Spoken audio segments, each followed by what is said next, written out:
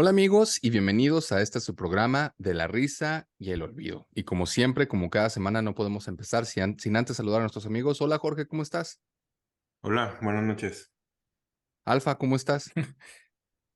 Bien, gracias. Buenas noches a todos. Nada más decir que sí es del olvido porque siempre se nos olvida algo y de la risa pues casi siempre nos reímos, pero no siempre.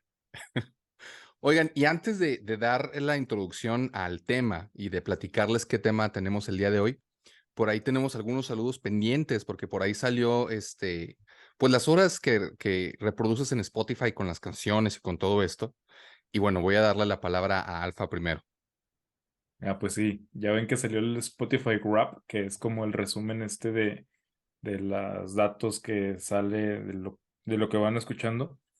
Y resulta que fue el Spotify número uno escuchado por una amiga que es Lucía Montes Marrero. Entonces le mandamos un gran saludo porque nos compartió pues esa historia en donde sale que pues nos escuchaba y pues yo creo que se aventó todos porque pues los minutos acumulados sí eran un buen. Entonces pues muchísimas gracias por apoyarnos, por escucharnos, por aguantar a Márquez. Todos sabemos que es algo muy difícil y pues también cuando dijo, hey, yo me merezco unos saludos, entonces quedamos que lo íbamos a discutir con el consejo y pues el Fue consejo probado. estuvo de acuerdo. Entonces, saludos, muchísimas gracias. Y bueno, también por ahí a Damaris, que siempre nos escucha y también nos manda saludos y pone comentarios también. Saludos. Y bueno, el día de hoy tenemos un tema bastante interesante, Nurture versus Nature o crianza versus naturaleza. Suena un poquito rebuscado, pero ahorita lo vamos a explicar. Y sin más pormenores, le doy la palabra a nuestro amigo Jorge. Adelante. Gracias, Dave. A ver, voy a tratar de explicarlo de forma adecuada porque soy terriblemente desvelado. Y estoy terriblemente desvelado porque hoy es domingo, siempre grabamos en domingo. Ayer fui al centro con unos amigos y cuando me regresaba a mi casa a una hora decente y adecuada, me di cuenta que una de las llantas de mi camioneta estaba hasta el suelo. O sea, pero realmente hasta el suelo, o sea, ponchadísima. Y cuando me acerqué a ver y a inspeccionar la llanta, me di cuenta que no se me ponchó sola, sino que más bien me la poncharon. O sea, estaba la llanta así y tiene una rasgada que iba en un costado desde el rin hasta abajo. O sea, literal así le metí el dedo a la llanta y había así un huecote, ¿no? Entonces fue alguien que me ponchó la llanta, nada más para andar chingando.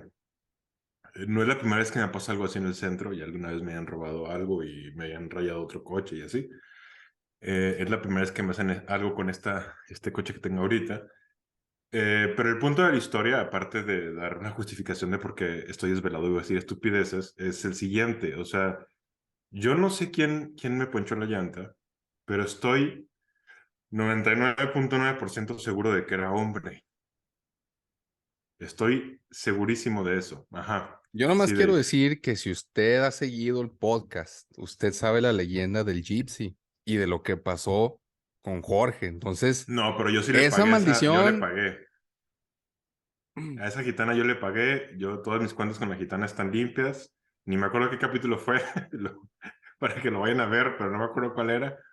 Pero no fue por ahí, fue otra cosa. O sea, fue alguien yo creo, un desconocido, no sabía ni de quién era el coche y pues nada, me hizo la maldad, ¿no? Es eso. Pero el punto es que estoy casi seguro de que es hombre. Y estoy casi seguro de que es hombre porque ese tipo de actos son cometidos en realidad casi nada más por hombres. Eh, las violaciones, por ejemplo, casi todas son de hombres y hay mujeres que violan, pero el porcentaje son muchísimo menores. Los asesinatos son casi todos de hombres también. Hay mujeres asesinas, ya tuvimos aquí un programa de eso también. Les di ejemplos de mujeres que son asesinas seriales, Que pero a la fecha es también, el más visto de la historia ajá, de de todo nuestro el récord en el podcast. podcast. Para que si no lo ha visto lo vaya a ver. Pero también son minoría las asesinas seriales y sobre todo son minoría también las asesinas que no son seriales. O sea, la mayor parte de los asesinatos no son seriales. E inclusive, por ejemplo, en asesinatos pasionales, o sea, por ejemplo, que maten un novio a su novia o una novia a su novio, también es muchísimo más común que sea el hombre quien lo comete. En fraudes, por ejemplo, de alto calibre, o sea, fraudes monetarios en política o fraudes monetarios en lugares, en empresas muy importantes, también la mayoría están hechas por hombres. Los robos y asaltos a mano armada, también la mayoría están hechos por hombres. O sea, es un tren que está muy claro, en realidad, cuál de los dos sexos tiende a ser, digamos que más violento, sobre todo cuando son una violencia ya mucho más grande. O sea, los dos géneros son violentos, pero el masculino definitivamente lo es más. Y hacia dónde voy con todo esto es, quiero tratar de entender por qué fregados, o sea, por qué fregados los hombres tendemos más a hacer ese tipo de cosas, ¿no? O sea, por qué violamos más, por qué matamos más, por qué pochamos llantas, por qué somos fraudes, por qué nos ganamos los Darwin Awards todos los años. Los Darwin Awards, para los que no lo sepan, es un premio real que se le da a gente que casi se muere o que se muere de las formas más estúpidas posibles y casi todas las muertes así estúpidas también son de nosotros los hombres. Pero ¿por qué? ¿No? O sea, en realidad creo que es una pregunta valiosa y creo que no es tan fácil de resolverse, ¿no? O sea, en diferentes épocas de la historia y diferentes pensadores siempre ha estado este dilema de saber si realmente la forma en la que somos los seres humanos, los individuos, tiene que ver más con cómo crecemos y con nuestro contexto, o sea, lo que le llamaría el nurture en inglés, o más bien con la naturaleza, ¿no? Que tenga que ser algo más natural o una combinación de ambas partes. Antes de que yo le siga, Dave, ¿tú qué crees? ¿Por dónde crees que vaya? O sea, ¿será una cuestión más de nurture, de nature, una combinación? Y también te voy a hacer una segunda pregunta de una vez.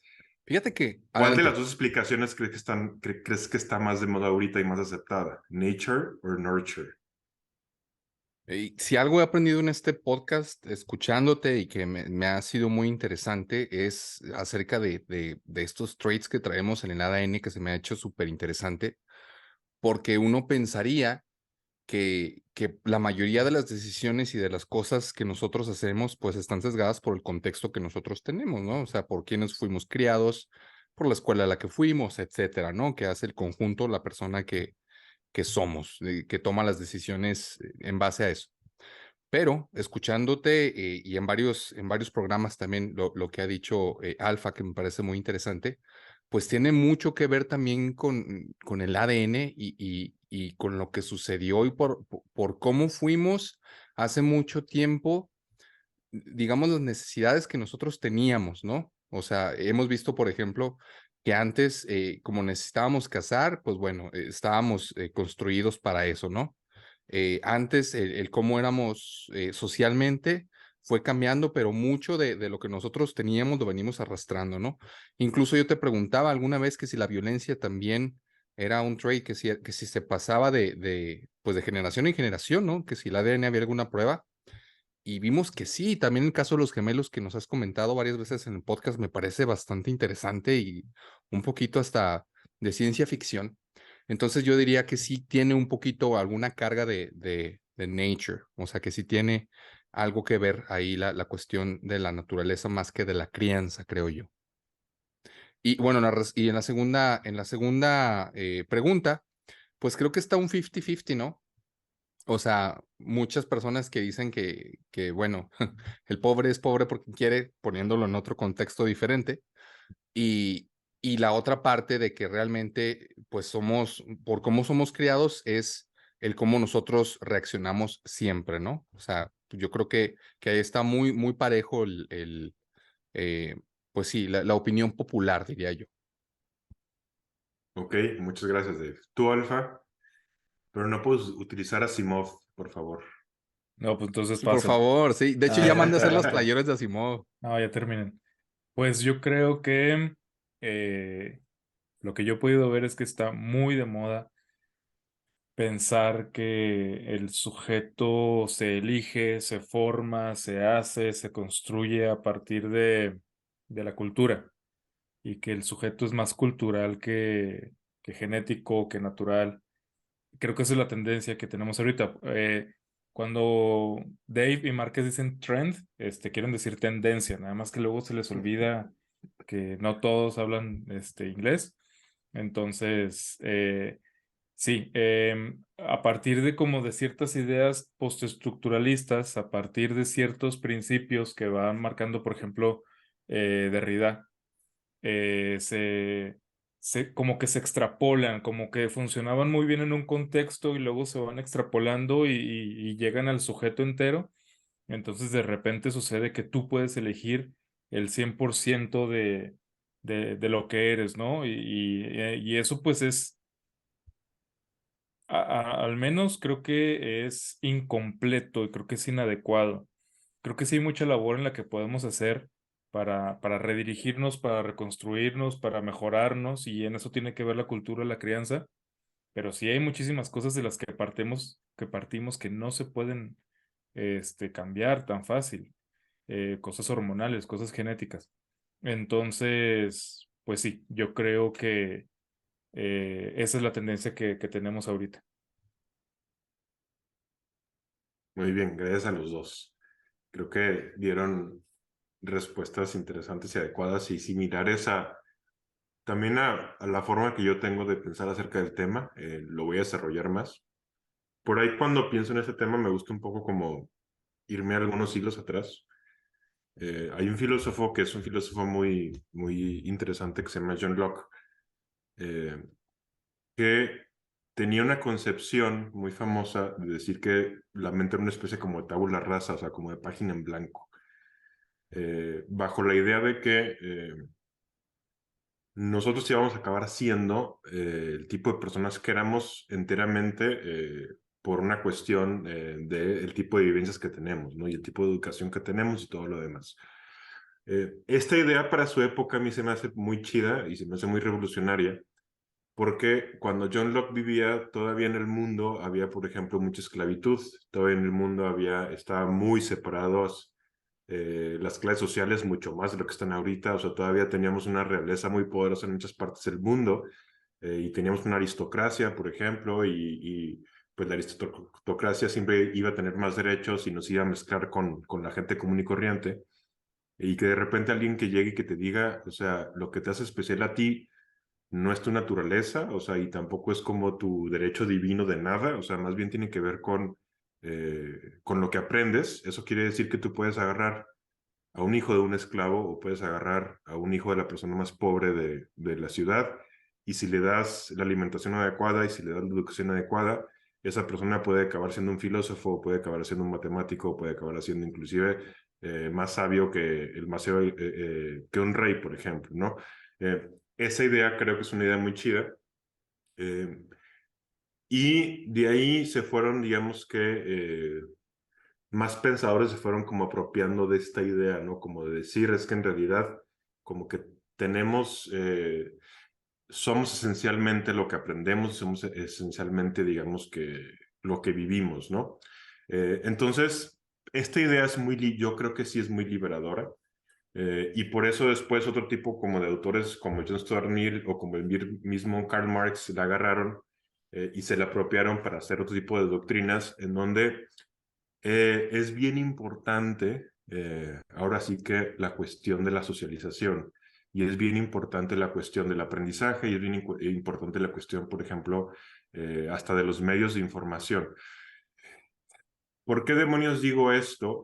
Porque eh, si pensamos, por ejemplo, en lo que nos hace diferentes a los hombres y a las mujeres,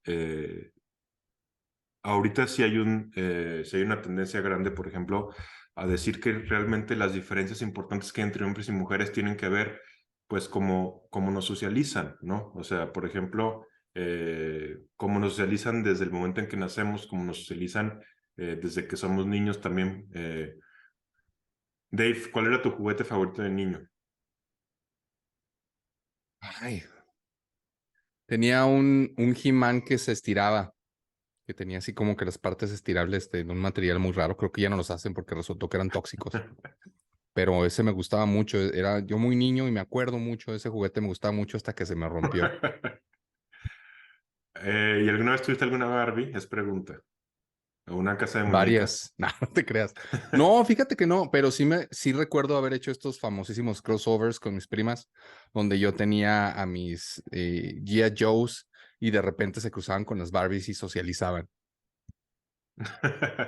Sí, yo también hacía eso cuando jugaba con vecinas. Pero vamos, o sea, entonces nunca tuviste tú alguna vez un juguete de niña, ¿no? ¿O lo buscaste alguna vez?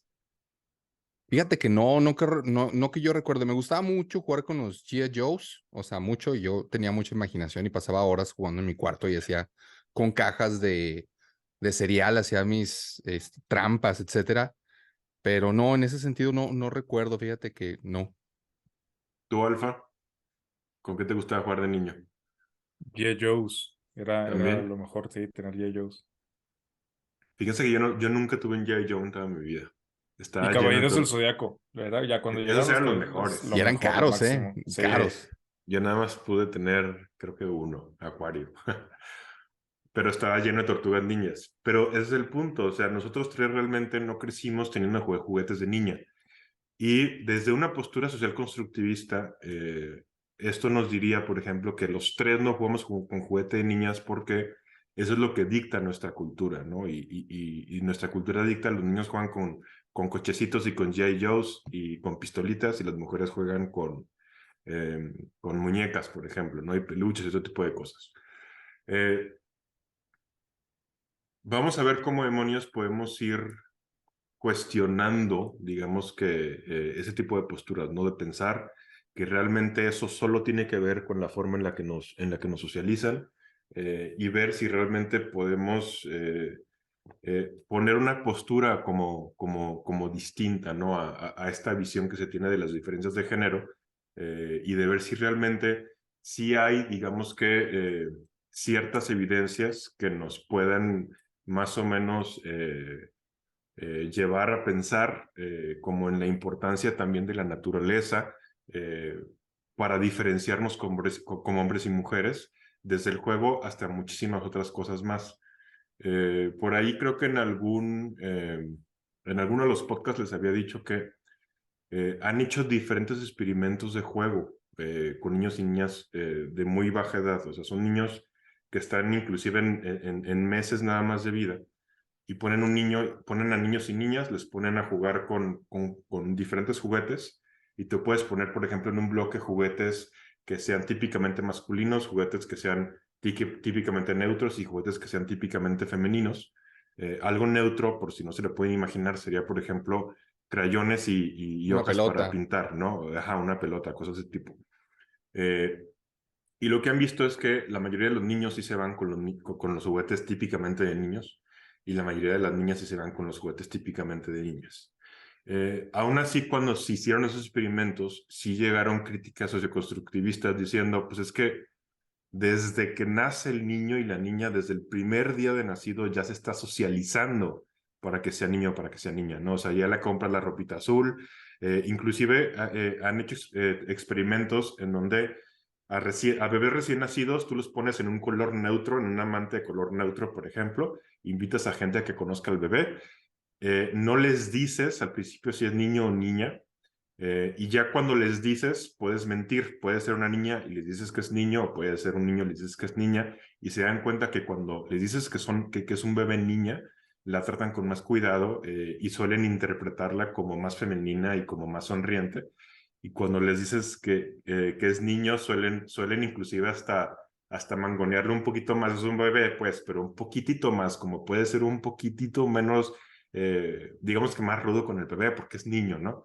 Entonces, inclusive el tipo de palabras que usas, la inflexión de la voz y todo eso cambia, nada más por pensar que es niño o niño. Entonces, ahí podría haber, digamos que una ofensa de decirnos, es que estamos socializados desde el día que nacemos, ¿no? Y es por eso que esos niños van a jugar con juguetes de niños y esos niños van a jugar con juguetes de niñas porque ya están socializados aunque tengan meses de edad. Y creo que es un buen punto. Es un buen punto y por lo tanto tendríamos que dar un contraargumento o una explicación, digamos que diferente a ese contraargumento.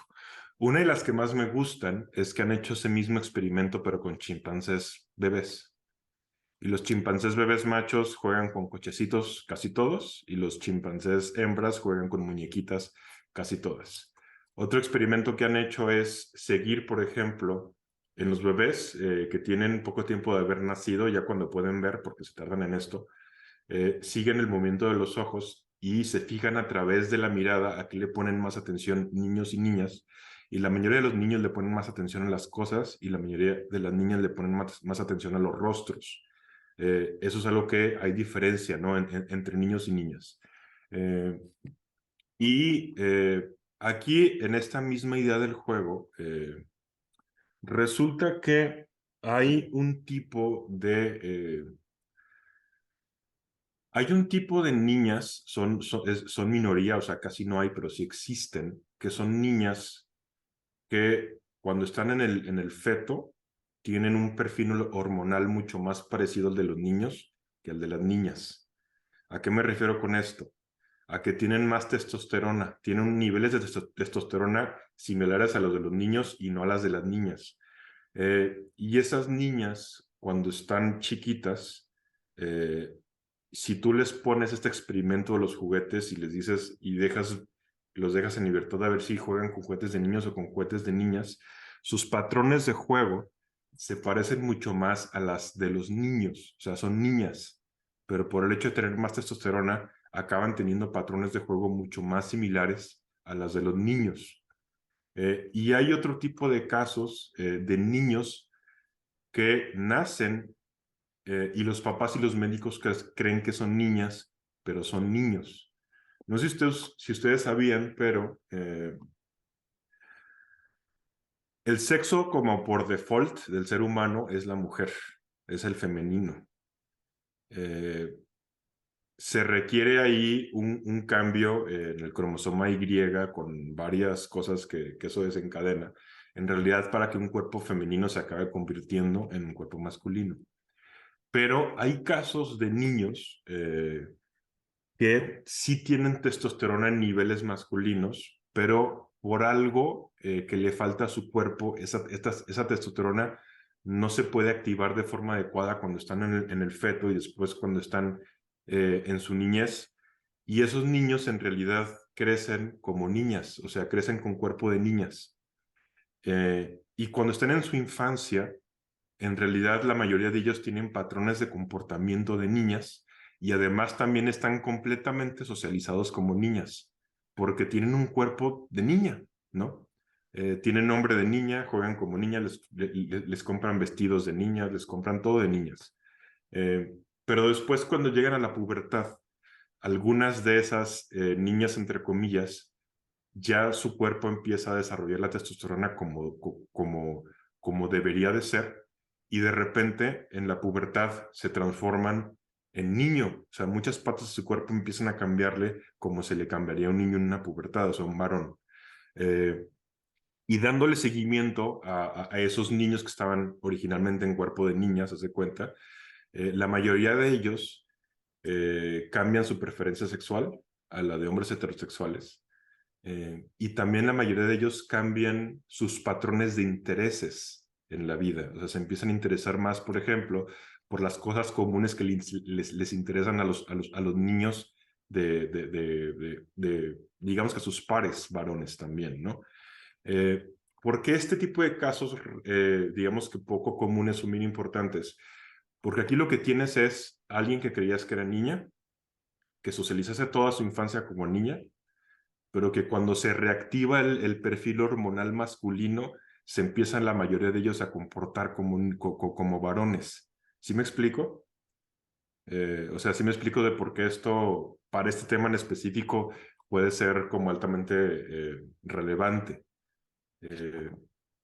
¿Tienen algún comentario aquí, hasta aquí o no? ¿O les sigo? Síguele, síguele. Ok. Antes de seguirle con lo que les decía, voy a decirles algunos cuantos experimentos que ha habido también con otro tipo de animales, porque se ven cosas muy similares. Por ejemplo,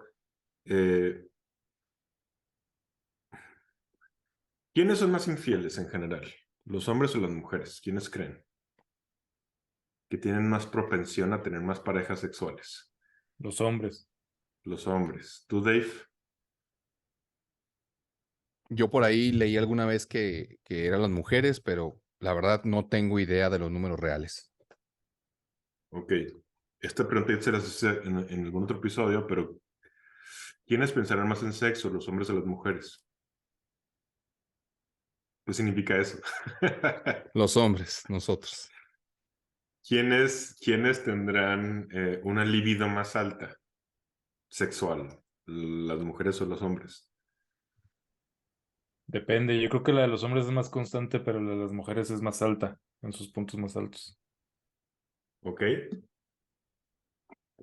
Bueno, ahí les va.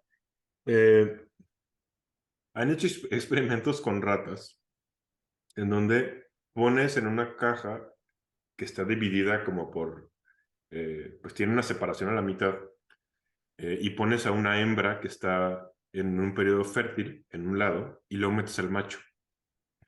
El macho al principio no puede ver a la rata hembra, pero la puede oler. Y el hecho de que la pueda oler lo que hace es que, entre muchas cosas más, le empieza a subir la testosterona en su cuerpo y le sube a niveles muy altos. Si luego tú levantas la tapa, lo que va a pasar es que van a empezar a tener sexo. Y van a tener sexo no una vez, van a tener sexo varias veces.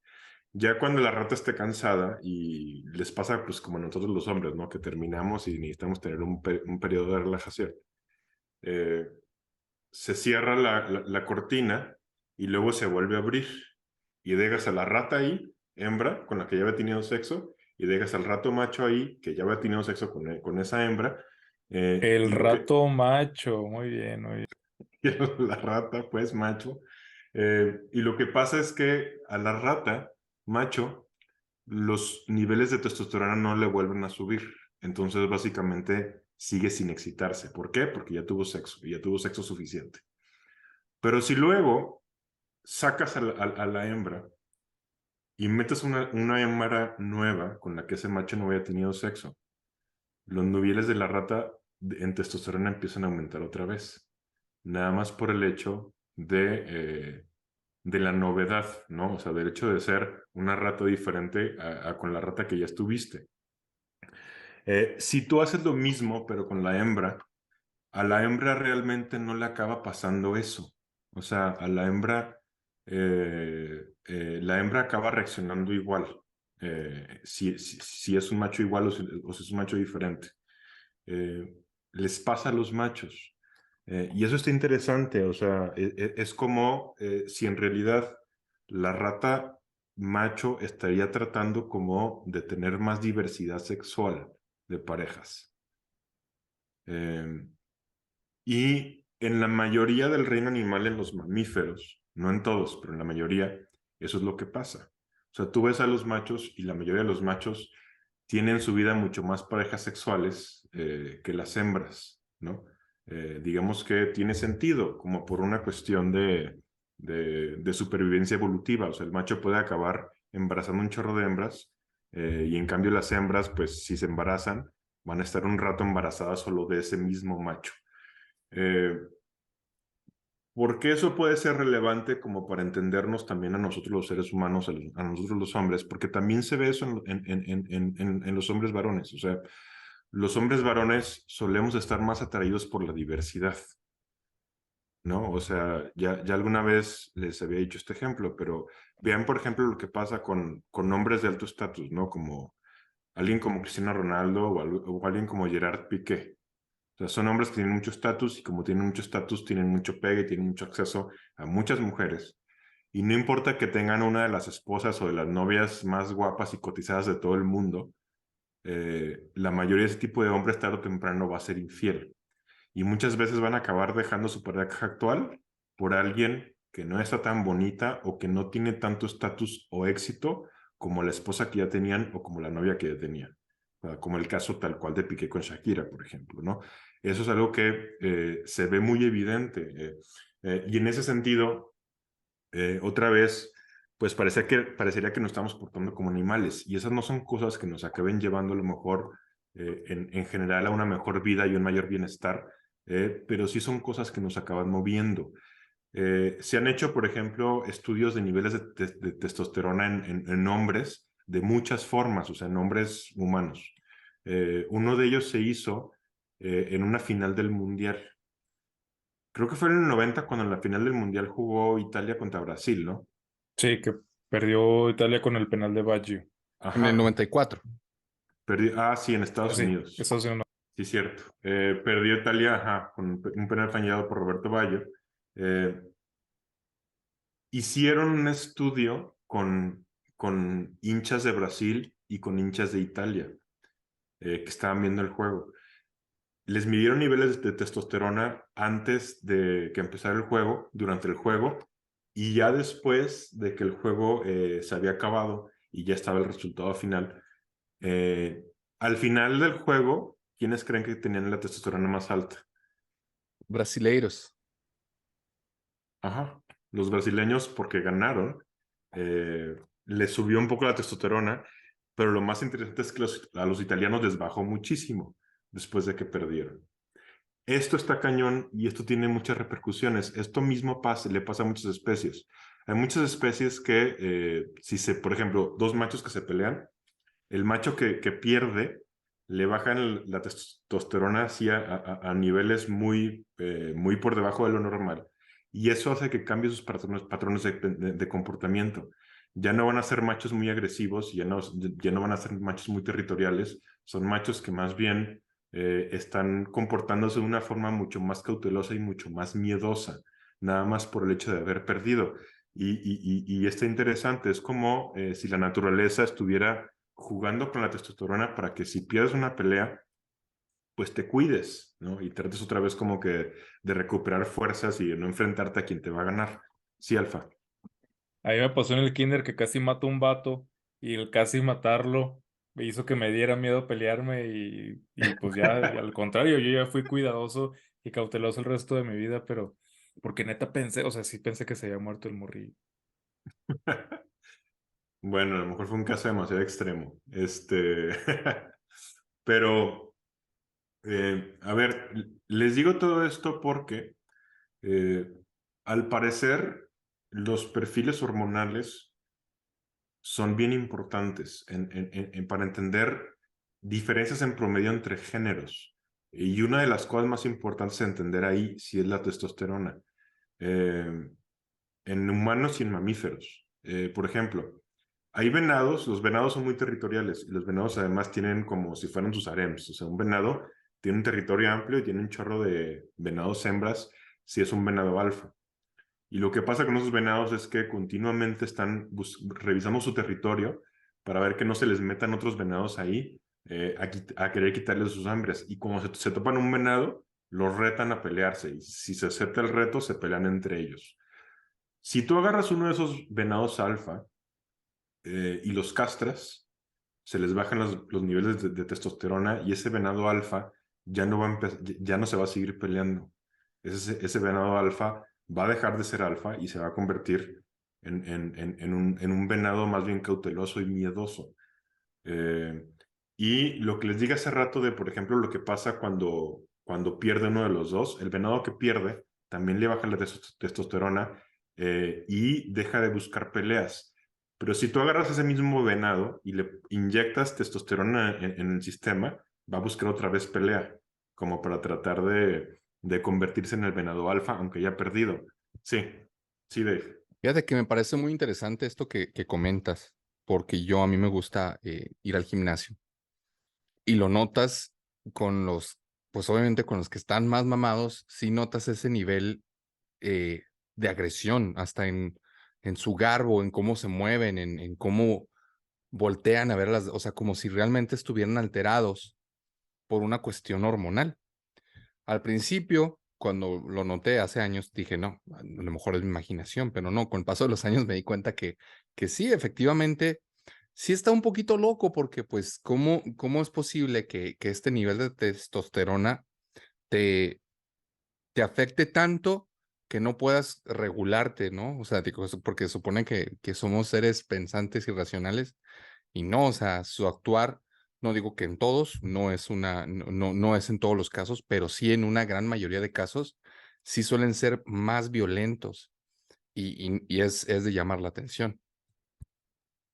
Sí, que obviamente no es la testosterona nada más, o sea, el ser humano es muy complejo y tiene que ver personalidad y muchísimas cosas más, ¿no? Contexto y todo.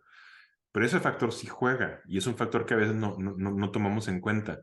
Y la cosa no solo es cuánta testosterona tienes ahorita, también tiene que ver, por ejemplo, con cuánta testosterona había en tu gestación y en tus primeras semanas de vida, después en la pubertad.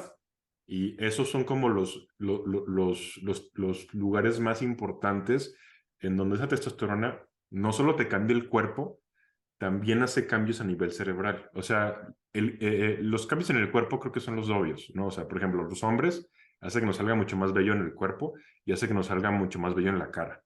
Hace que los huesos se hagan más anchos, hace también que hagamos mucho más músculo y hace que nos cambie la voz.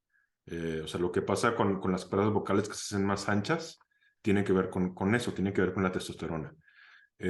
Pero eso también acaba teniendo cambios psicológicos, que es la parte más interesante para mí de todas. Por ejemplo, hay personas que hacen transición de sexo, ¿no? O sea, transexuales. Hay transexuales que se pasan de hombre a mujer y que se pasan de mujer a hombre. Hay estudios bien interesantes que le dan seguimiento a mujeres que se hicieron hombres. O sea, nacieron como mujeres, con cuerpo de mujeres, y ya cuando tenían cierta edad, sobre todo si ya pasaron la pubertad y ya tenían un cuerpo muy femenino, cuando hacen una transición física, lo que hacen es que empiezan a tener una transición primero hormonal. Y lo que empiezan a hacer es que a través de testosterona externa empiezan a darles niveles de testosterona de lo que tendría un hombre, o sea, pues como un hombre nacido hombre, ¿no? Y lo que se ve ahí es eso, o sea, les empieza a salir vello en el cuerpo, les empieza a cambiar la voz se les hace más grave, pero también lo interesante, se hacen mucho más musculosos, de hecho, hay algunos muy fuertes que van al gimnasio y que tienen músculos, pues, o sea, así como Dave, haz de cuenta, ¿no? Todo mamado. Y, pero aquí está lo más interesante, empiezan a cambiar patrones de comportamiento. Eh, Casi todas ellas dicen, bueno, ellos ya dicen que cuando empezaron a tener tratamiento de testosterona, empezaron a sentirse mucho mejor. O sea, empezaron a tener como rush de adrenalina, pero del bueno, ¿no? O sea, es como si fuera un antidepresivo natural, la testosterona. Empezaron a tener mucho más energías, pero también se empezaron a dar cuenta que su enganche emocional con el mundo cambió de formas bien canijas. O sea, ¿por qué las mujeres en promedio lloran más que los hombres? ¿No? Esa es una cuestión que casi siempre se responde diciendo es que los hombres no nos dejan llorar. Es que los hombres nos enseñaron que los hombres no lloran. Y todo tiene que ver con una cuestión de la cultura y todo tiene que ver con una cuestión de la socialización. Bueno, lo que se han fijado es que cuando una mujer transiciona de mujer a hombre y se empieza a llevar un tratamiento de testosterona, empieza a tener patrones de llanto como los de un hombre, o sea, casi nunca llora. Y hay testimonios bien interesantes que hay uno que me acuerdo, fue una mujer que transicionó a hombre y que luego se regresó otra vez a mujer y dice, es que en los 3 años que fui hombre, lloré 3 veces. Antes de la transición y de la testosterona, lloraba casi diario, decía ella. Luego regresé otra vez a ser mujer, me quité la testosterona, me regresó otra vez niveles de estrógenos a niveles normales en una mujer, y ahora otra vez lloro a cada rato. Y no solo decía eso, decía que casi todas las emociones estaban más diluidas cuando estaba en testosterona. O sea, la alegría estaba más diluida, la tristeza estaba más diluida, la emoción estaba más diluida. La única cosa que estaba más intensa era el deseo sexual y el enojo, esas dos. O sea, que el enojo y el deseo sexual era mucho más potente cuando estaba en testosterona, pero que todas las demás emociones parecía que estaban como bajadas de tono. Y que una vez que volvió a hacer el cambio hacia la mujer, dice, es que de repente es como si empezara a sentir mucho más colores otra vez, ¿no? O sea, es como si de repente la vida tuviera más altos y más bajos, o sea, siento la tristeza de manera más profunda, pero también siento la alegría de manera más profunda. A mí se me hace, o sea, esos, no sé, esas vivencias se me hicieron súper ultra interesantes. Hay otra de ellas que además pasó de hombre a mujer, perdón, pasó de mujer a hombre, y cuando era mujer, era una mujer que era muy activa en un movimiento feminista, que además era un movimiento feminista muy radical. O sea, que decía que pues, los hombres eh, pues éramos muy violentos y todo lo demás. Que crucificábamos a la mujer a cada rato, que las mujeres no podían caminar solas por la calle. Y dice, yo que tenía esa creencia y ese patrón de pensamiento y esos valores feministas, dice, cuando transicioné a hombre y cuando empecé a tener un perfil hormonal de hombre, me di cuenta que iba por la calle y no podía dejarle de ver las nalgas a las mujeres o los pechos. Y decía, y realmente esto me empezó a causar muchos conflictos internos, o sea, porque yo sabía que estaba mal, porque iba en contra de todos los valores, porque iba en contra de todo lo que creí toda la vida, y sin embargo iba en la calle y no podía dejar de ver esas, o sea, de ver a las mujeres. Me costaba muchísimo trabajo no hacerlo. Y decía, y también empezaba a tener patrones de excitación sexual bien diferentes y tren de pensamiento bien distintos. O sea, es que cada rato decía, a cada rato estoy pensando en sexo. Y eso no me pasaba antes. Eso no me pasaba como mujer.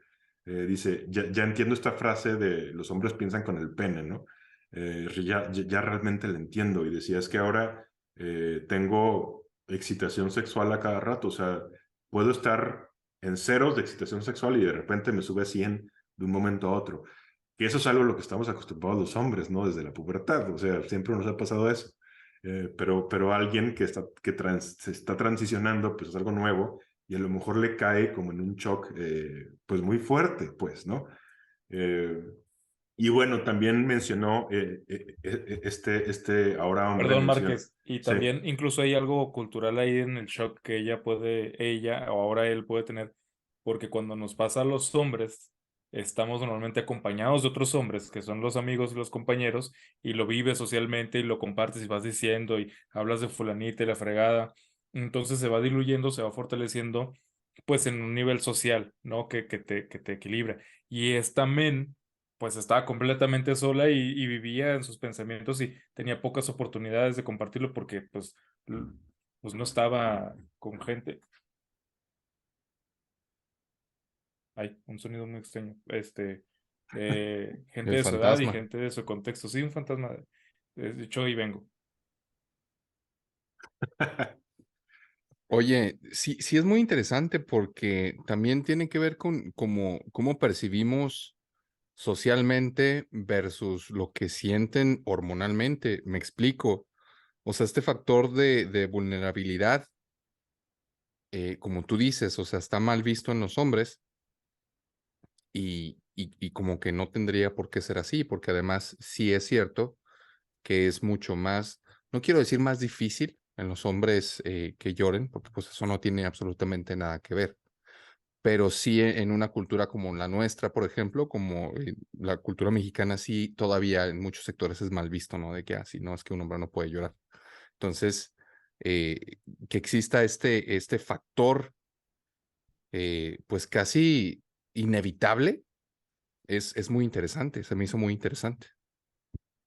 sí, porque te rompe esa concepción, ¿no? Que teníamos de decir, o sea, en realidad todo tiene que ver con la socialización. Ojo, que claro que la socialización sí tiene que ver, es claro que tiene que ver, o sea, la educación es muy importante, la vivencia es muy importante, pero también es importante la biología, también es, y si no lo tomamos en cuenta, va a haber cosas de los seres humanos que no vamos a entender bien.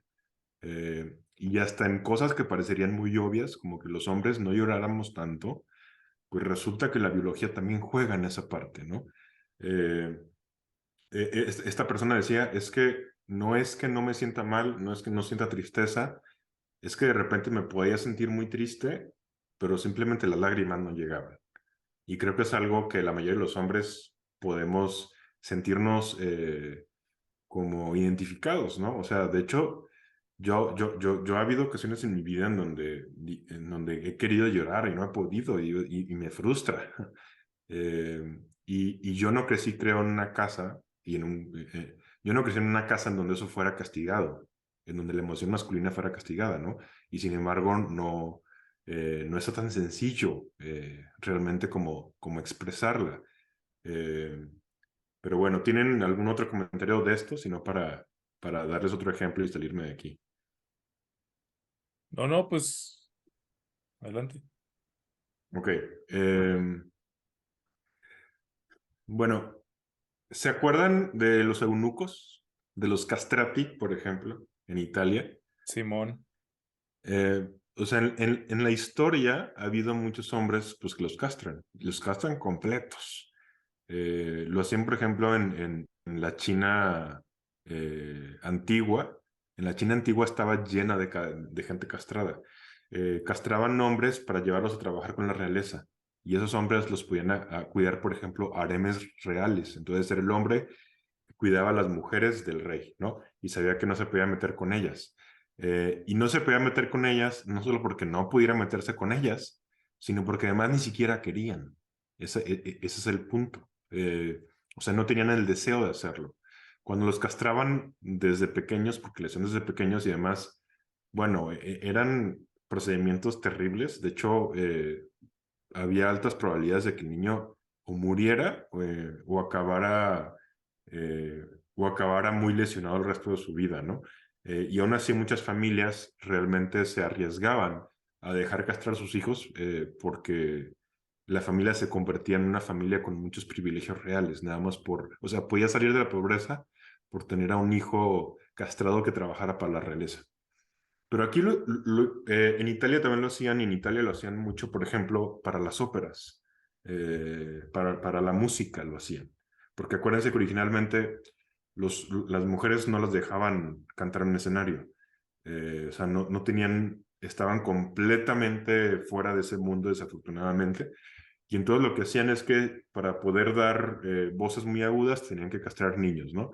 Y esos niños también los preparaban desde chicos, pero es algo terrible, pero lo que quería comentar de esto más bien es qué tipo o sea, qué cambiaban esos niños. De entrada, fisiológicamente, eran muy altos, solían ser muy altos, porque la testosterona tiene que ver eh, en varias partes del crecimiento, pero una de ellas es decirle al cuerpo cuando ya deja de crecer. Y si no la tiene, el cuerpo puede confundirse y puede crecer más.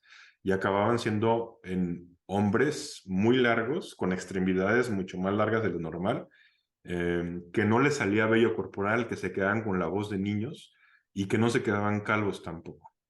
Pero también en sus patrones como de comportamiento eran distintos, o sea, realmente no tenían el deseo sexual que tenemos nosotros.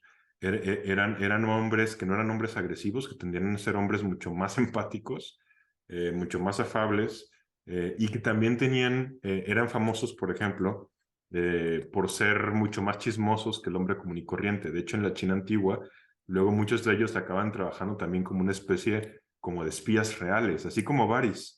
Así como Varys de Game of Thrones, así haz de cuenta, Varys no está inventado de la nada, o sea, realmente Varys representa ese tipo como de eunuco real de diferentes imperios.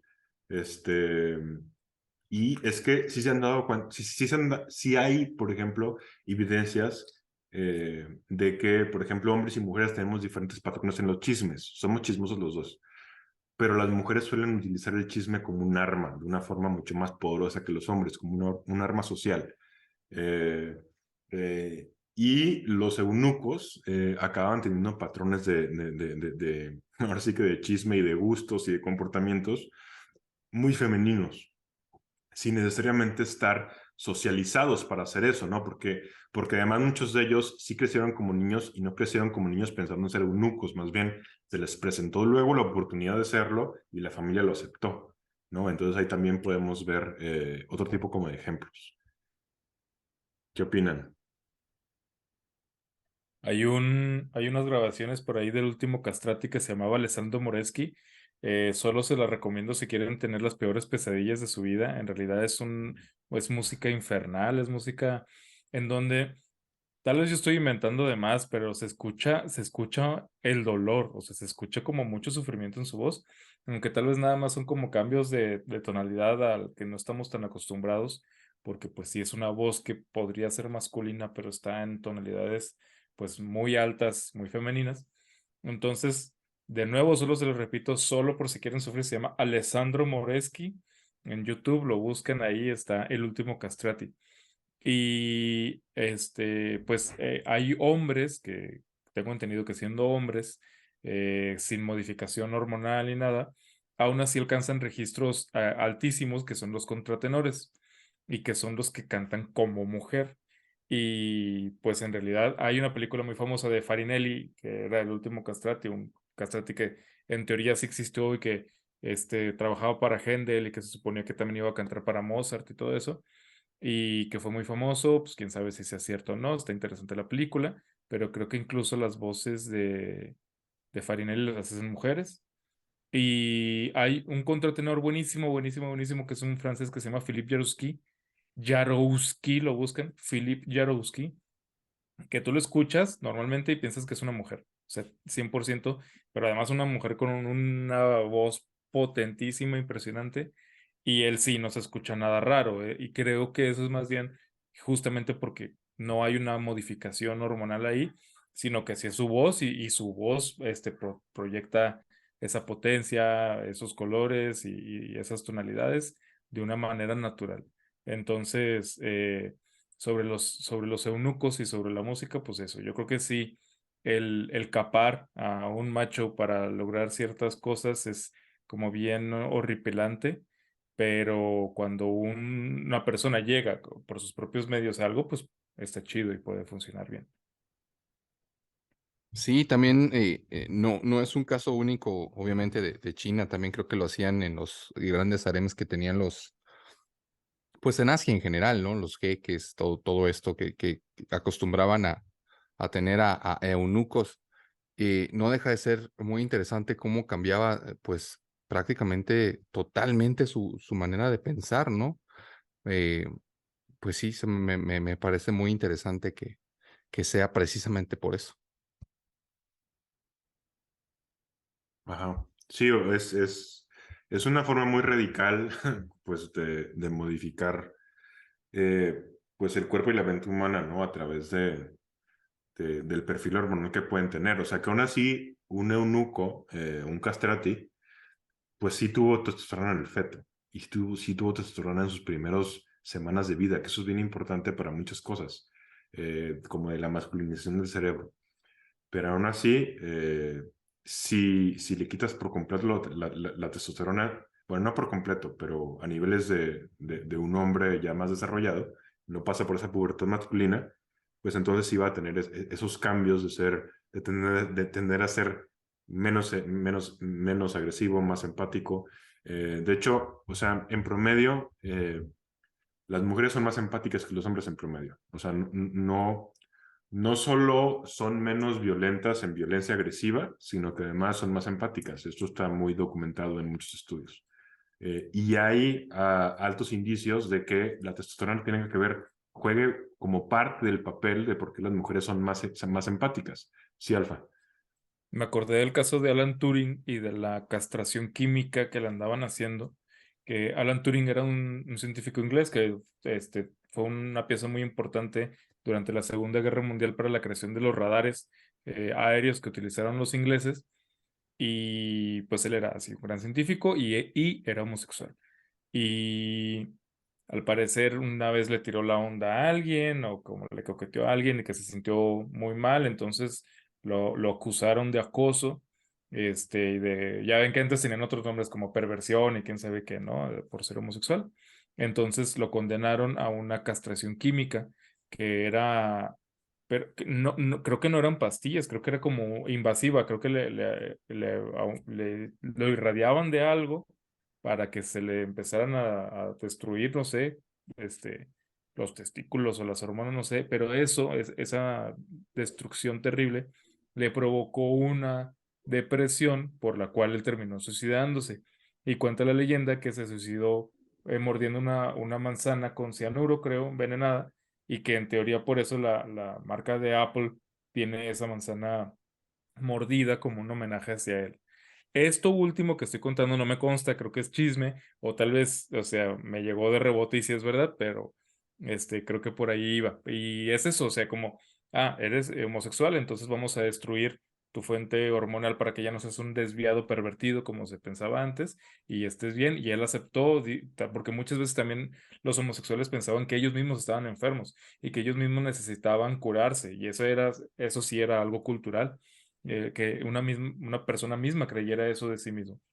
Y pues eso terminó destruyéndolo y pues ya, adiós, Alan Turing. Oye, De hecho, sí, perdón. importantísimo que pues él era un héroe y el precursor pues de prácticamente de las computadoras como las conocemos, y aún así era, o sea, eso no les importó para hacerle lo que le hicieron. O sea, es increíble que después de tener ese estatus literal de un héroe haya sido más importante el otro, y terrible cómo acabó su historia. Y bueno, hasta ahorita está cayendo realmente. Por ahí una película muy buena con Benedict Cumberbatch. Hasta ahorita está cayendo y está posicionado en la historia donde siempre debió haber estado. Pero qué triste, qué fuerte. The Imitation Game, o no recuerdo el título. No, ahorita lo busco. Es muy buena, sí, me gusta mucho. Sí, sí, es The Eh, Imitation Game. sí, Ahí está. Ujú. fíjense que ahorita de lo que decía Alfa, sí hay estudios que relacionan la testosterona y la depresión. O sea, las mujeres en promedio tienen más propensión a la depresión que los hombres. Eh, y una de las cosas que pueden ser un factor, hay muchos factores, pero una de ellas puede ser la diferencia en testosterona. Y esto lo sabemos, porque cuando las mujeres transicionan, les decía, al principio suelen sentirse mucho mejor en testosterona, pero otra también porque en hombres muy deprimidos, o sea, en hombres con depresión clínica, la testosterona suele estar en niveles bajos también. Entonces, por ejemplo, yo no sé exactamente qué le hicieron a Alan Turing, pero sí le hicieron alguna modificación de perfil hormonal y le bajaron testosterona. Eso le pudo haber afectado en la depresión. Además, pues del hecho de haber sido rechazado y atacado de esa forma, pues tan vil y cruel, ¿no? Obviamente. Obviamente eso a lo mejor fue hasta más importante. Hace rato que les decía de la parte de la empatía, de que las mujeres suelen ser más empáticas que los hombres. Las mujeres que tienen más testosterona, o sea, mujeres que tienen testosterona por fuera de los límites de la mujer típica común y corriente, también tienden a no solo tener gustos por el juego más masculinos y también tener afinidad a profesiones más masculinas. También suelen puntuar más bajos en empatía. Eso es interesante. De hecho, hay un estudio que hizo un científico que se apellida Baron Cohen. De hecho, es primo de Sacha Baron Cohen, el actor que hace Borat. Y él tiene una hermana que es autista. Y es un estudio bien interesante el autismo y su teoría, que sí tiene evidencia detrás, dice que la testosterona está súper ligada al autismo. O sea, porque de entrada la mayoría de los autistas son hombres, son niños varones. Sí hay mujeres, pero son muy pocas. Casi todos son niños varones. Y además, los niños con autismo tienen niveles de testosterona mucho más altos que en su desarrollo que de un niño común y corriente. Y tienen empatías en niveles bajísimos los autistas, pero además de esto también tienen otro tipo como de señales de cómo manifiestan, por ejemplo, la agresividad y también de cómo se les desarrolla el lenguaje. Los niños hablan después en promedio que las niñas, o sea, toda la gente que tenga hijos e hijas saben esto, o sea, saben que en promedio, si tienes un niño y una niña, la niña va a hablar más temprano. Al parecer, la testosterona tiene que ver con esto. O sea, mientras más testosterona tienes, luego te tardas más en desarrollar el lenguaje hablado. Y los niños que tienen autismo les pasa eso también. O sea, tienen problemas para desarrollar el lenguaje como de formas naturales.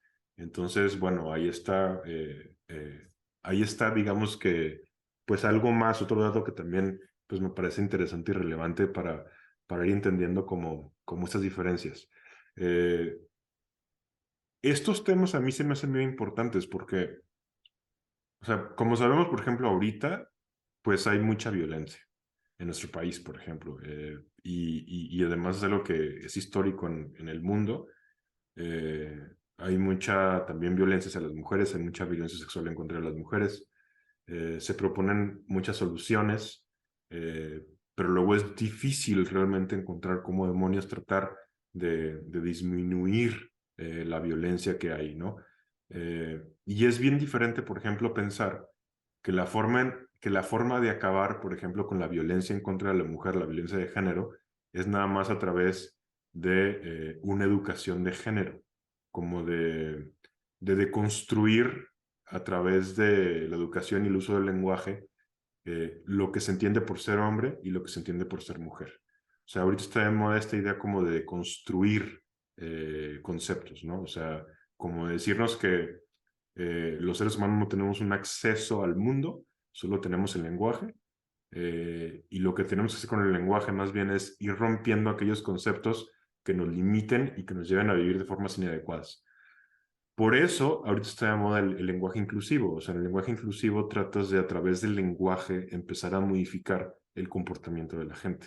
Y a través también de las mismas definiciones de lo que es la persona. O sea, piensen, por ejemplo, ahorita cuántos géneros hay. Hay un chorro, ya no sé cuántos hay. O sea, pero ahorita ya hay más de 100 géneros fácil. Que son aceptados en muchísimos gobiernos. O sea, en el gobierno de Inglaterra, en el gobierno de Canadá, tienen más de 100, ¿no?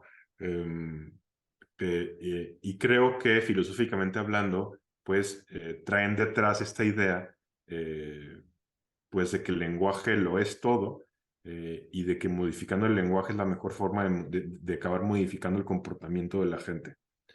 Pero a mí esa explicación se me hace bien intencionada, pero se me hace incompleta. Esa es mi postura. También, por ejemplo, en movimientos feministas que están de moda ahorita, tienen como esta postura.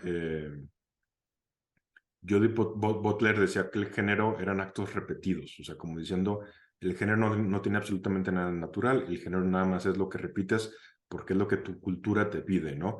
Y también ella y otras feministas famosas han manifestado, por ejemplo, que las violaciones de hombres a mujeres no tienen que ver con la sexualidad, tienen que ver principalmente en realidad nada más con el poder. Yo creo que el poder definitivamente sí juega, tiene un papel importante ahí, y creo que les tenemos que agradecer a ellas y a otros filósofos el poder habernos dado cuenta de eso. Pero yo creo que la sexualidad también sigue siendo algo bien importante, quizás lo más importante de todo. En el reino animal hay muchas especies que violan, no solo somos nosotros los hombres. Hay chimpancés que violan chimpancés, hay orangutanes que violan orangutanes hembras. Casi siempre acaban siendo chimpancés u orangutanes de baja jerarquía, que de otra forma no pudieran tener acceso a esa calidad de hembras, ¿no? Y también nos pasa a nosotros. Y creo que algo que acaba, digamos que, poniendo en evidencia lo que les digo es lo siguiente. Existen las castraciones químicas, eso ya existe. Ya hay países en donde se está realmente debatiendo si a los violadores, por ejemplo, deberíamos de castrarlos químicamente. Y ya hay estudios al respecto, y cuando tú castras a un violador, la probabilidad que tiene ese violador de volver a violar es menor al 1%, aunque lo sueltes. O sea, es una cosa realmente sumamente baja. Y les digo esto porque la mayoría de los violadores vuelven a violar. Si lo hacen una vez, suelen hacerlo más veces. Son como violadores seriales. Es muy común eso. Es terrible y es muy común. Pero cuando es una castración química, ya no pasa, ya no vuelven a violar. Yo no estoy diciendo esto ahorita como diciendo vamos a hacerlo legal. Simplemente estoy diciendo es lo que pasa, ¿no? Sí, Alfa, ¿qué ibas a decir? No, no. Dilo. No, iba a decir, ¿y por qué no? Pues dilo, que lo hagan. Pues O sea, pero lo que voy es que a lo que sí apunta esto es que en realidad esas diferencias como de perfiles hormonales y otras cosas que tenemos entre hombres y mujeres sí están muy relacionadas con la forma en la que experimentamos la sexualidad de hombres y mujeres en lo mejor y también en lo peor. Por eso un violador que está castrado químicamente y hormonalmente está castrado ya no vuelve a violar. Y también por eso estas mujeres que transicionan a hombres empiezan a tener perfiles de excitación y empiezan a tener comportamientos y hasta pensamientos y emociones, digamos que mucho más intrusivas en la forma en la que acaban viviendo la sexualidad. También por eso los seres humanos, o sea, yo cuando estaba más joven y iba a antros, me acuerdo que siempre, ahí de las 2 de la mañana empezaba a haber madrazos, siempre, o sea, no había un día que dos güeyes no se pelearan. Y obviamente se peleaban por mujeres, ¿no? Eh, ¿Y por qué les digo esto? Porque la mayoría de los mamíferos, en realidad, los machos, cuando se pelean con otros machos, es cuando las hembras están en celo. Los venados de los que yo les hablaba hace rato, que se peleaban con otros venados por hembras, cuando las hembras no están en temporada, no se pelean entre ellos. E inclusive parecería que son amigos algunos de ellos, se llevan bien. Están ahí los venados y un venado de repente le lame al otro venado como de cariño y no sé qué, y parece que son compas. Y de repente nada más llegan las hembras y se ponen en celo y los güeyes se empiezan a dar en la madre otra vez. Así somos nosotros, o sea, los seres humanos nos comportamos como chimpancés muchas veces. Y no y nos no, gusta no necesita aceptarlo. haber golpes. O sea, muchas veces tú tienes un cuarto lleno de hombres y hay una dinámica y esa dinámica es como muy clara, muy concisa, todos así, jajaja, y de repente aparece una mujer y cambia completamente y se transforman y luego ya es bien difícil poder entender a uno o poder controlar a otro porque ya está delucido y empieza pues todo este desequilibrio a partir de que Sí, aparece una sola mujer. o sea, de hecho, la regla del juego en los seres humanos para el hombre es el estatus, ¿no? Mientras más estatus muestras, entonces tienes más probabilidades de ligue. Pero el estatus se puede manifestar de muchas maneras. Robert Sapolsky, un científico que me fascina, tiene una frase que que dice, es que si agarraras monjes budistas y los inyectaras con testosterona, el que tiene más testosterona de todos lo que va a hacer es que va a ser el que intenta iluminarse más, ¿no? y el que acabe haciendo más acciones altruistas, ¿no?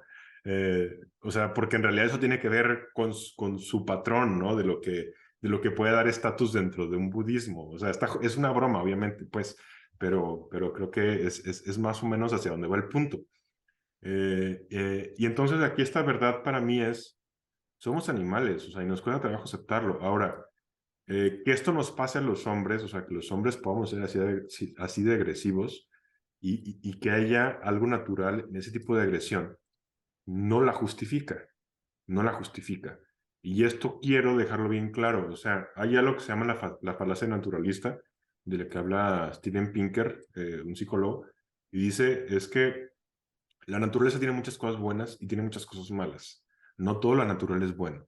Y si de repente nos dicen que los hombres de forma natural tenemos una tendencia mayor que las mujeres a ser agresivos, por ejemplo, sexualmente, eso no lo hace ético, y eso no lo hace deseable, y eso no lo hace bueno, y eso no hace que tengamos que justificarlo. Tenemos que erradicarlo, ¿no? Es como, o sea, todas las enfermedades virales son naturales, ¿no? ¿Cuántas bacterias no son naturales y nos matan, ¿no? O sea, el veneno de una cobra es natural y no te lo vas a inyectar porque te vas a morir, ¿no? Entonces, solemos creer que lo natural es bueno. ¿Cuánta mercadotecnia no hay de que, champú con extractos naturales, ¿no? Y lo asociamos con lo bueno, pero no, o sea, lo natural simplemente es.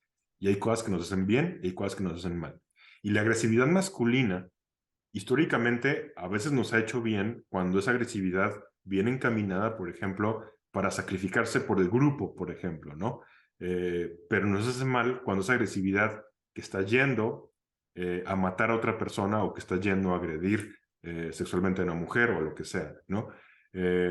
Acá el punto más bien, yo creo, y lo más interesante de todo esto es darnos cuenta que quizás la mayor oportunidad que tenemos para realmente empezar a vivir mejor y a convivir mejor entre seres humanos, empezar a bajar violencia de género, empezar a bajar violencia en general, ¿no? En las sociedades, es entendernos.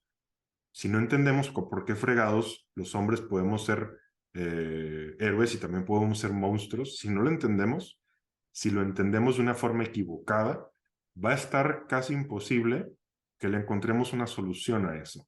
Y si le encontramos una solución a eso, va a ser una solución encontrada casi por chiripa, ¿no? Pero si es por chiripa, lo más seguro es que nos tardemos mucho más tiempo. Y que no se Ya, puede repetir, no se puede replicar. claro, ajá. Ya casi para terminar, les voy a decir algo. Los dos países que históricamente, durante los últimos 100 años, tienen menos asesinatos fuera de guerras en su población es Singapur y es Japón. Singapur y Japón. O sea, tienen un nivel de asesinatos y de violaciones mucho menor a inclusive países bien pacíficos como Canadá. Y eso está bien raro. Eso está bien raro. Sobre todo está raro si empiezas a pensar en el problema, por ejemplo, de los asesinatos y de la violación desde el paradigma del patriarcado y pensar que el patriarcado lo es todo. ¿Por qué digo esto? Y del machismo. Porque Japón es un país históricamente machista, súper machista. En Japón todavía hace unas décadas las mujeres no podían caminar en frente de los hombres y las mujeres no podían hablarle a la calle a quien quisieran. O sea, las tenían súper restringidas. Todavía hay muchos valores tradicionales así en muchas familias japonesas. Obviamente ya estamos abiertos por la globalización, pero sigue siendo un país con muchas cosas muy machistas.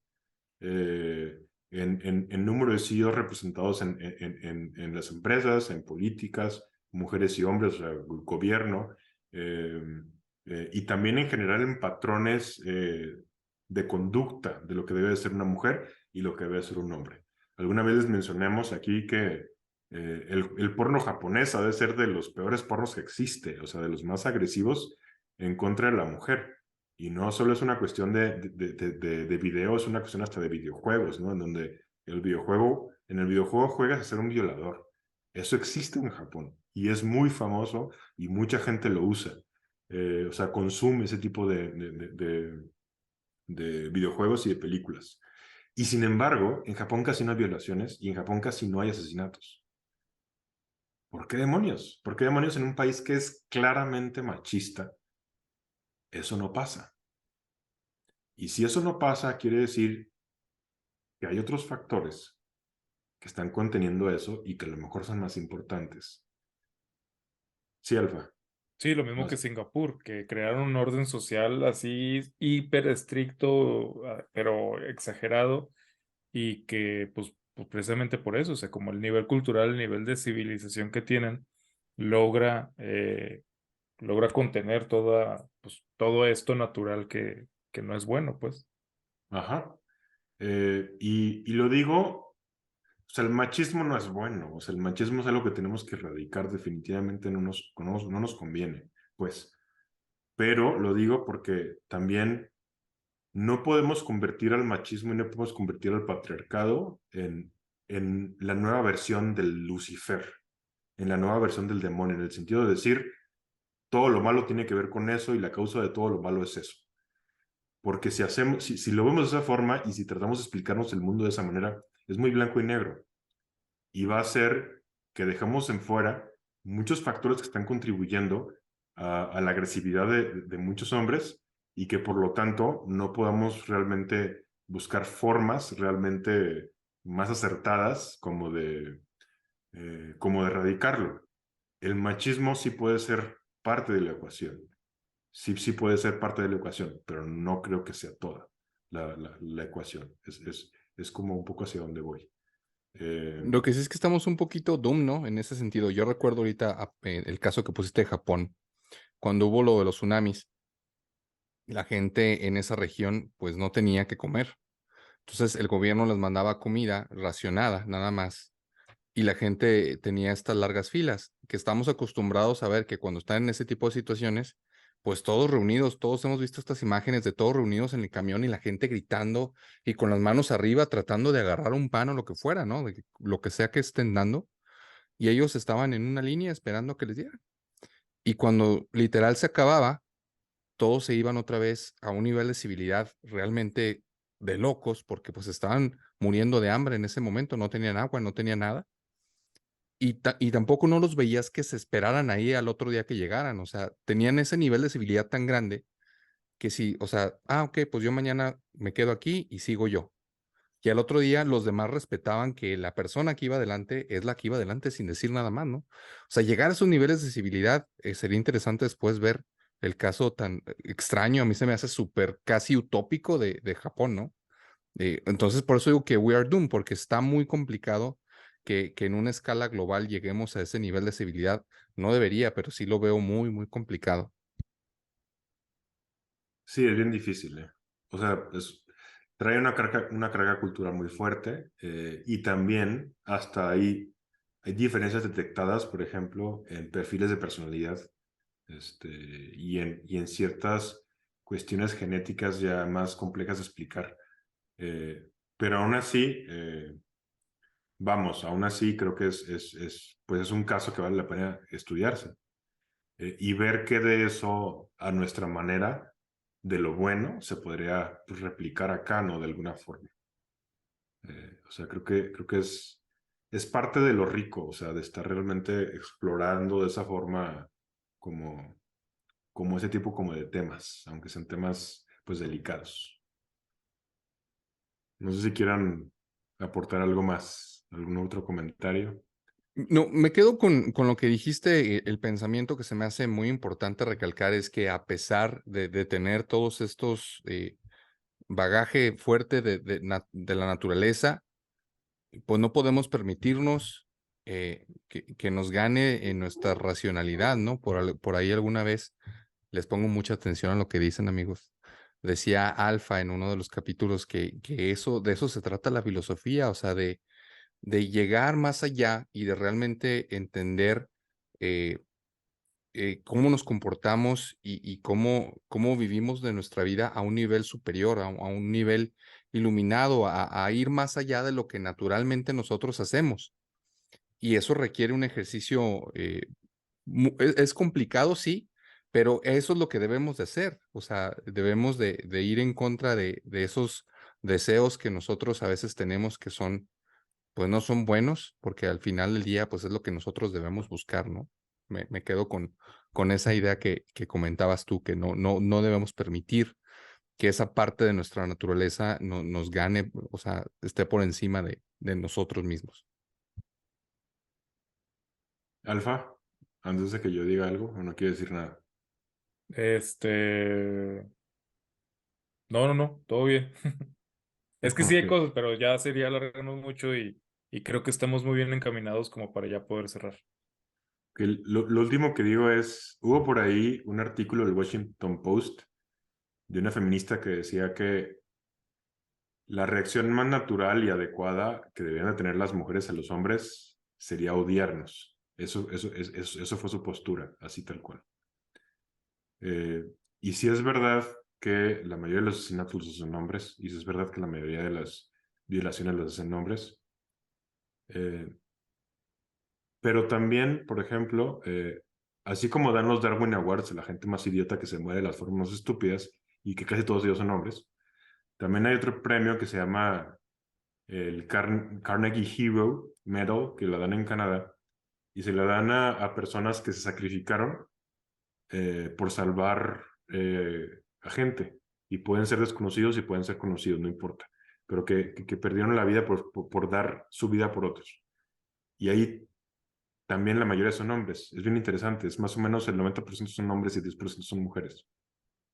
Y en el caso de las mujeres, la mayoría de ellas acaban sacrificándose por familia, por hijos, casi siempre. Cuando ves a los hombres es mucho más variado. Muchos de ellos también lo hacen por desconocidos. Si ves, por ejemplo, las cifras de asesinatos, también es similar. O sea, los hombres también son casi todos, son como también el 90% de los asesinos. Y es raro, ¿no? O sea, sí es verdad que luego estas diferencias que tenemos de género y de agresividad, es verdad que pueden hacer al hombre un monstruo, pero también pueden hacer al hombre ese hombre que puede dar su vida en la línea por la familia o por los amigos o por inclusive gente desconocida, ¿no? Entonces, pues no sé, o sea, siento que para este tipo de temas tenemos que tratar de ver las cosas de una forma menos polarizada, no sé, o sea, a lo mejor más darnos cuenta, ¿no? Que siempre las explicaciones no acaban siendo blanco y negro, acaban siendo algo, digamos que con mucho más factores a tomar en cuenta. Y ya lo último que digo es que las mujeres tienden a ser más empáticas, a mí se me hace fantástico. Siento que es algo que se necesita mucho ahorita. Creo que ahorita el mundo y una ciudad, por ejemplo, como la nuestra, la mexicana, requiere de mucha compasión. Y siento que a veces la empatía y la compasión es algo que no se le da el valor que debe tener, ¿no? O sea, como que solemos darle mucho más valor al éxito y a la competencia y a ser el líder de la empresa y a ser el proveedor y siendo que en el fondo la empatía y la compasión y el cuidar al otro acaban siendo como las fibras más importantes para mantenernos como sociedad pues viva, ¿no? Y no solo viva, sino viva de una manera que merezca la pena vivirse. Pero bueno, ya con eso me despido. Pues excelente. Un programa más, amigos. Muchísimas gracias por escucharnos. Como siempre, los alentamos. Si a usted le gusta el contenido que escucha aquí, recomiéndenos con alguien que sabe que le puede gustar este contenido. Muchísimas gracias por estar aquí y bueno, espérenos la próxima semana para un episodio más de nuestro podcast de la risa y el olvido. Muchas gracias. Gracias. Nos Bye. vemos.